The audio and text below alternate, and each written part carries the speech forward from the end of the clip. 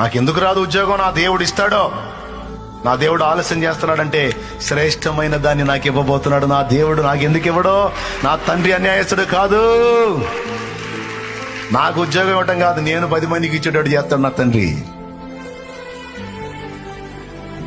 నేను 100 మందికి ఉద్యోగాలు ఇచ్చేటట్టు చేస్తాడు నా తండ్రి. నేను 1000 మందికి ఉద్యోగాలు ఇచ్చేటట్టు చేస్తాడు నా తండ్రి. నా తండ్రి చిత్తం అయితే, నా తండ్రి కదిలితే, నా యందు ఆనందిస్తే నాకు ఎదురుండదురా, నాకు ఎదురుండదు.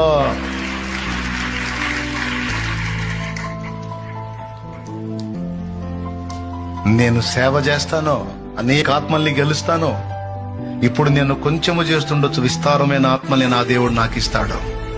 విస్తారమైన ఆత్మని గెలవడానికి నా తండ్రి నాకు శక్తినిస్తాడు. శత్రువా, నా మీద అతిశయపడకు, నేను సాధిస్తా. నా దేవుడు నాకు తోడై ఉన్నాడు. జరిగిద్ది, నాకు జరగాల్సిన కార్యం నా తండ్రి జరిగిస్తాడు. హల్లెలూయా. నా ప్రియమైన బిడ్డలారా, మన మాటల్ని నా తండ్రి పట్టించుకుంటాడని ఎరిగిన వారే మెళకువగలిగి జాగ్రత్తగా మాట్లాడండి. ముందు జాగ్రత్తలు చెప్పాను, ఎక్కడెక్కడ అటాక్స్ జరుగుతాయో ఆ విషయాల్లో మెలకువగా ఉండండి అని చెప్పాను. రెండోది, మాటల విషయంలో మెలకువగా ఉండమని చెప్పాను. ప్రభు ఏమన్నాడు? ఈ మాట చెప్పినందున. అసలు ఆ మాట ఎందుకు రాయాలండి బైబిల్లో? నాకు అర్థం కాదు.